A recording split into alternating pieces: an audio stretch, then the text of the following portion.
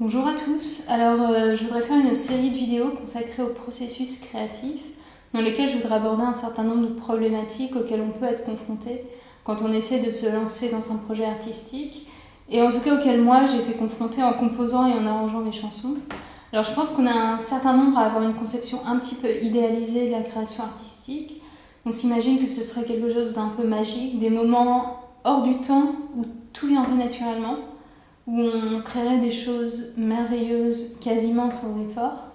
Et si ça peut exister, c'est rare, et en ce qui me concerne, c'est vraiment rare. Et pour ma part, je dirais que la création, c'est plutôt associé à de la souffrance. Alors, c'est une souffrance qui est vitale, mais à de la souffrance quand même, à des remises en question permanentes et au fait d'essayer de dépasser sans cesse ses propres limites. Donc, c'est quelque chose qui est absolument passionnant et très riche, mais si on veut créer de manière optimale, sans entrave, il y a un certain nombre de blocages qu'il est nécessaire de dépasser. Et moi, ça m'intéresse déjà d'identifier ces blocages et de savoir par quel processus on peut essayer de les dépasser afin de pouvoir s'exprimer le plus librement possible. Alors cette première vidéo, je voudrais la consacrer au thème de la solitude, création et angoisse de la solitude, parce que c'est un thème qui me tient particulièrement à cœur, que j'ai eu énormément de mal à l'apprivoiser, cette solitude-là qui est nécessaire à la création. Et aussi parce que je pense que création et solitude sont indissociables, qu'à partir du moment où on veut essayer de créer quelque chose d'un minimum profond et authentique, il est nécessaire d'être seul et de savoir être seul, et que dans ce monde, on est constamment envahi par des pensées qui ne sont pas à nous, des émotions empruntées aux autres, des sentiments fabriqués, et que dans tout ça, on s'y perd, on ne sait plus vraiment ce qu'on ressent, qui l'on est, et quand on veut créer, c'est un peu problématique. Donc, il y a un temps nécessaire pour mettre à distance le monde extérieur, pour se recentrer sur soi, se reconnecter à sa vérité, et vivre à nouveau selon son propre rythme et ses propres vibrations. Et pour ça, il est nécessaire d'être seul. Alors quand je parle de solitude, je parle pas seulement de solitude physique, je parle de se déconnecter des réseaux sociaux, de couper le téléphone et de ne pas avoir en tête la prochaine obligation, je dois faire ça, je dois faire ça. Non, simplement être là, avec soi, sans rien autour, sans rien à quoi se raccrocher et écouter et accueillir ce qui se passe en nous. Voilà, et ça, pour certaines personnes, et à certains moments de notre vie, particulièrement, c'est extrêmement difficile. Déjà parce que la solitude est associée à tout un tas d'émotions négatives comme le manque, l'abandon, le rejet. Ensuite, parce qu'on peut éprouver une vraie culpabilité à prendre ce temps pour soi. Et enfin, parce que se retrouver seul face à une page blanche, face à un piano, c'est quelque chose qui peut être extrêmement anxiogène. Parce que tout d'un coup, il n'y a plus rien entre nous et nous-mêmes. Il n'y a plus de barrière. On ne peut plus se raccrocher à autre chose. On ne peut plus fuir. Et on est obligé de faire face. On est obligé d'affronter cette vérité-là, ces choses qu'on ne veut pas voir quand on est dans l'action, quand on est avec les autres. On cache, on dissimule, on se ment à nous-mêmes. Et être face à une feuille blanche, face à un piano, ça veut dire ne plus se mentir. On ne peut plus se mentir. Et tout d'un coup, toutes ces émotions refoulées, ces peurs, ces échecs, ces douleurs, et bien on est obligé d'y faire face parce qu'elles reviennent sous forme d'angoisse. Et on n'est pas forcément armé tout le temps à affronter ça.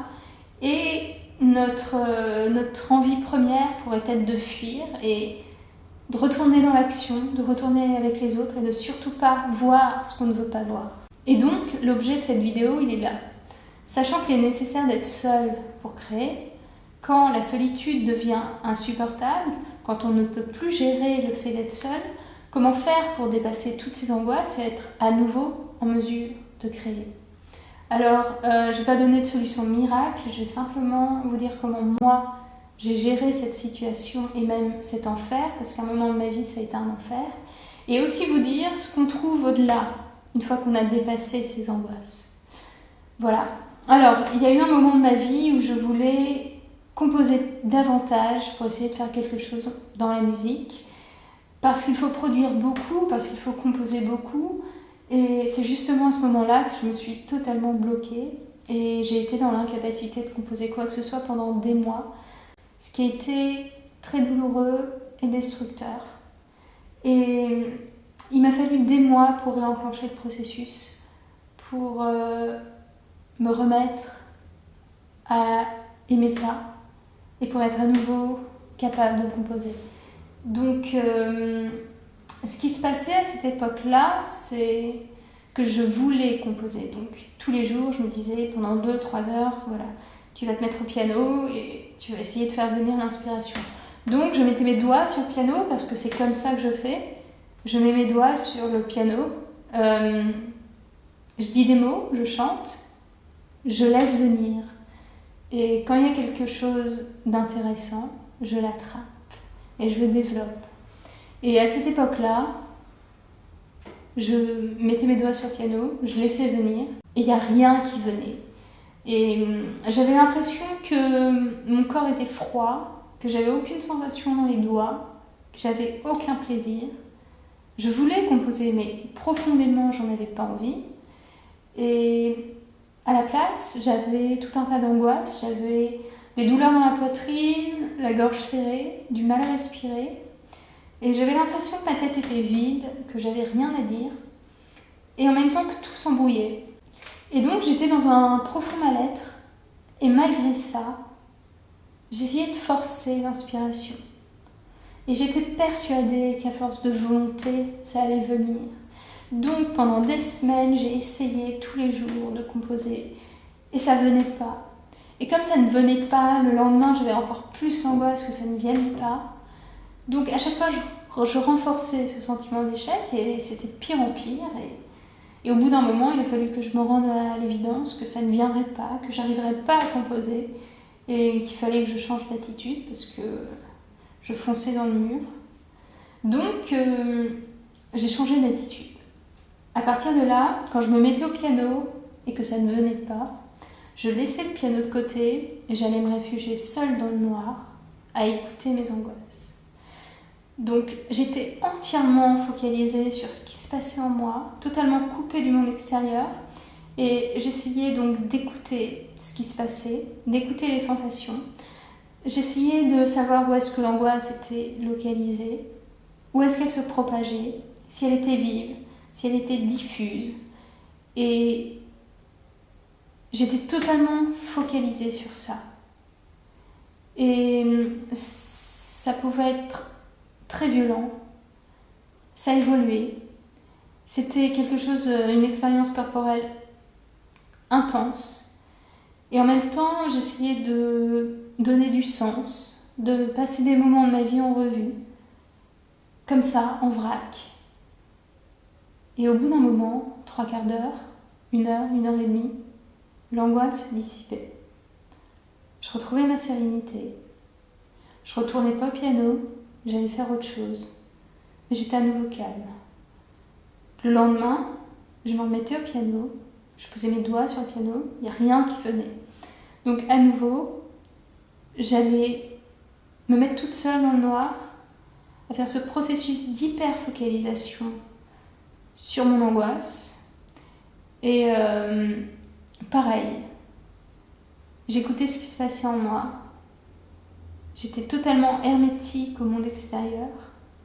Et au bout d'un moment, l'angoisse se dissipait.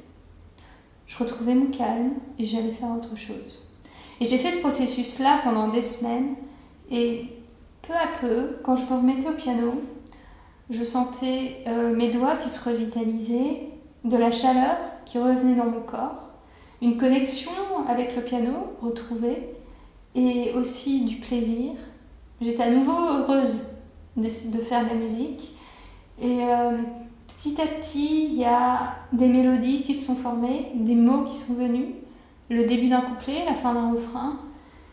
Et c'était pas encore des chansons pleinement abouties, mais je sentais que le processus était à nouveau en marche. Je sentais que ça allait revenir. Je sentais que, voilà, il y a des choses qui se passaient, les énergies recirculaient en moi et ça allait finir par aboutir. Donc je pense que ce processus d'écouter les angoisses a été extrêmement positif. Je pense que j'ai ancré l'habitude d'être seule, d'affronter ce qui se passait en moi, de ne pas être dans la fuite. Quelque part, il y a eu cette volonté énorme d'aller au-delà des angoisses, de dépasser la souffrance. Et quelque part, c'était une lutte contre moi-même, contre ces douleurs-là. Et comme à chaque fois l'angoisse finissait par partir, eh ben, j'étais victorieuse. Et j'en crée quelque chose de très positif.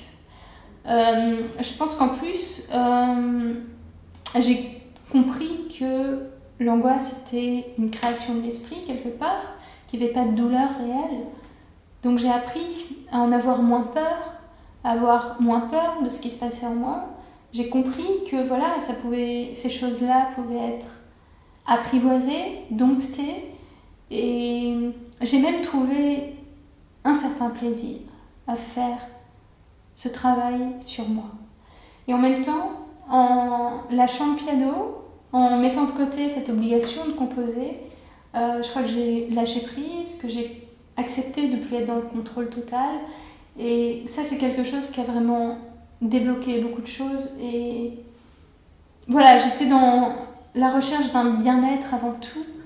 Et je pense qu'à partir de là, j'ai pu commencer à accueillir pleinement ce qui se passait en moi. Alors, j'ai pas recomposé tout de suite des choses abouties. Pour cela, il a fallu qu'il y ait un événement extérieur, un moment qui fasse que ma seule réponse, c'était de composer. Parce qu'il faut toujours un déclic extérieur. Parce que même si elle est indispensable, la solitude ne suffit pas, que ça dépend de tout un tas de paramètres, qu'on ne peut pas tout contrôler. Mais à partir de là, j'ai refait ce processus d'écouter les angoisses régulièrement dans ma vie, même si désormais ça ne dure plus des semaines, mais seulement quelques jours, heureusement. Et ce qui est incroyable, c'est que j'ai plus jamais eu de panne d'inspiration. Il y a toujours quelque chose qui est venu. J'ai toujours réussi à composer. Alors ça ne veut pas dire que j'ai composé des choses formidables à chaque fois, non, loin de là, parce que la création, ça dépend de plein de paramètres et qu'il est totalement impossible de tout contrôler et maîtriser. Mais en tout cas, j'ai toujours réussi à me remettre dans un état créatif, à dépasser ces angoisses et à être bien avec moi-même. Et plus jamais j'ai eu cette impression que j'avais rien à dire, que ma tête était vide. Et ça, c'est quelque chose qui est extrêmement apaisant. Alors ça ne veut pas dire que j'ai plus l'angoisse de rien composer. Ça ne veut pas dire qu'au départ, ça ne me fait pas peur de me retrouver seule comme ça. Mais en tout cas, je sais que ça peut être dépassé. Et je sais aussi ce qu'on trouve une fois qu'on a fait ça. Alors ce qu'on trouve quand on fait ce processus d'écouter les angoisses et de les dépasser, c'est énormément de sérénité, c'est un très grand bien-être. C'est l'impression que toutes les parties morcelées de nous-mêmes communiquent à nouveau, qu'on est à nouveau entier, que tous nos récepteurs sont ouverts et donc qu'on ressent le monde extrêmement fort. Et je dirais qu'on ressent le monde tellement fort qu'on est presque dans l'obligation de créer, parce que la création, c'est une réponse à ce qu'on ressent. Et il y a même cette impression que comme on ne cessera jamais de ressentir, eh bien on ne cessera jamais de créer. Et ça, c'est un sentiment de puissance incroyable. On peut aussi avoir l'impression, quand on fait ce processus-là de dépasser les angoisses, d'aller au-delà, eh ben, qu'on n'est pas si seul. Parce qu'on se sent tellement vivant, parce qu'on ressent tout tellement fort. Voilà, on peut avoir l'impression que la solitude, quelque part, c'est une illusion.